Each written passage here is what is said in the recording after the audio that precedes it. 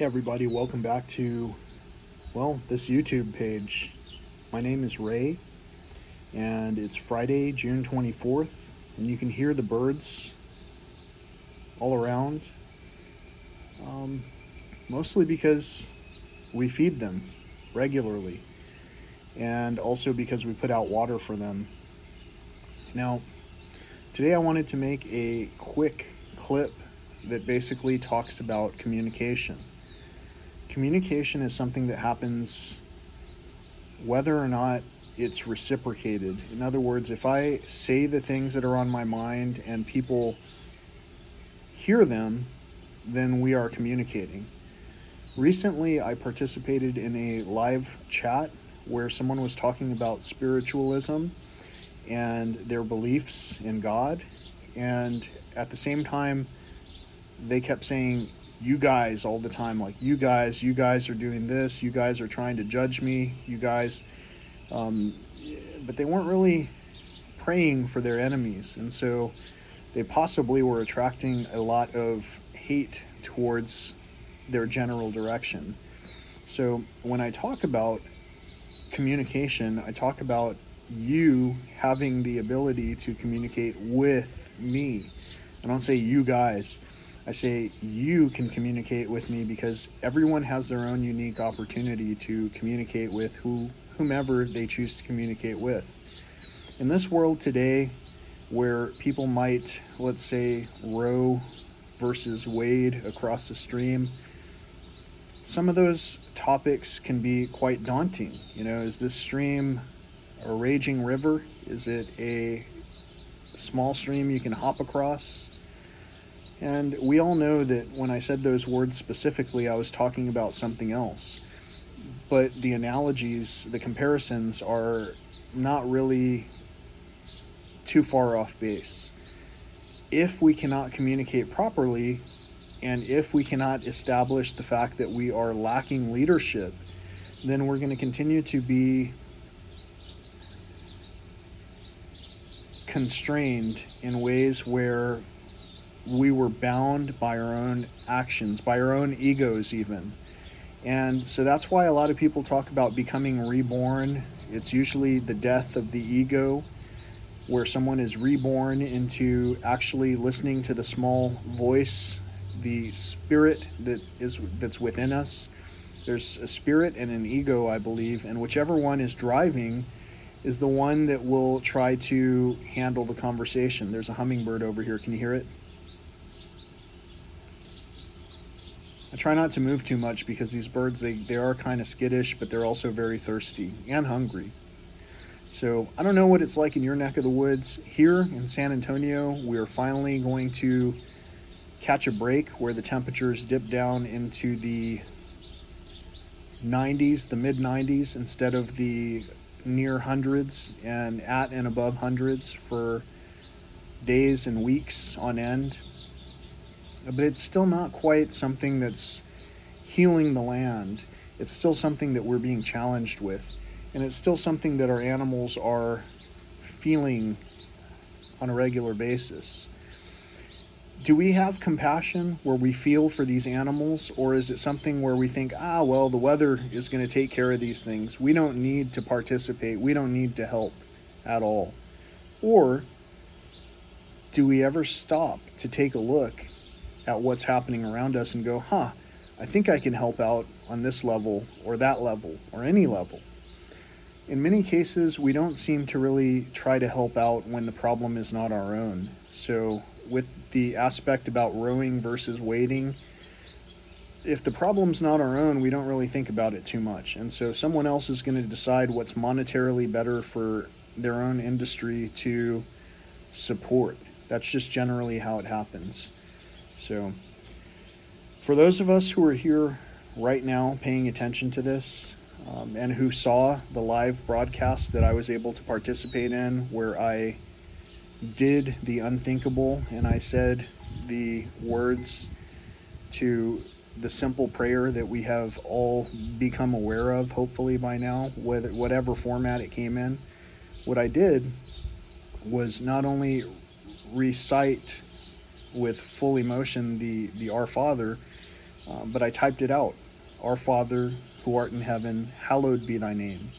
Thy kingdom come, thy will be done, on earth as it is in heaven.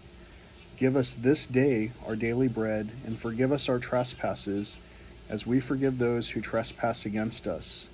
Please lead us not into temptation, and deliver us from evil. When we say these words, when we mean them, when we commit to them, we are, in many ways, delivered from evil.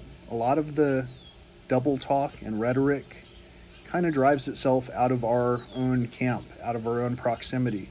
And so then we can be surrounded by peace and the ability to help nurture and nourish. So the opposite of nurturing and nourishing is to kill, steal, and destroy. And usually when things are getting divided, in particular where they're being divided for personal interest and not with any kind of consideration to sharing, to actual sharing, that's just a form of killing, stealing, and destroying. So in many ways we can think of the same thing when we think about whether we would row versus wade across any kind of a challenging situation. But again, these are not criticisms or judgments, they're just observations. We're not really the judge, we're all imperfect. And unless we can recognize our own imperfections, we probably will not forgive anyone else who is also imperfect. So then we'll continue to say, those guys, or you guys, or maybe you girls, or those girls, or, that type of person, or whatever. And we'll continue to shift the focus from that which we are fully capable of focusing on, which is our own selves. So thanks so much for watching what I had to share today. Thanks so much for understanding the words that are being shared with you. And thanks so much for subscribing and participating. If you've clicked on the comments to participate in a real way without just kind of being a, Captain Obvious, then that's great. If you go back and engage in these conversations where we can get a little further than just saying, there's always going to be trash. People are always going to leave trash. Well, that's fine. But what are the solutions? And is there any way to reduce or reuse or repurpose that which we thought was trash? In many cases, even from my own lineage, I've been considered trash. And I recently wrote a song called Trash Can Baby.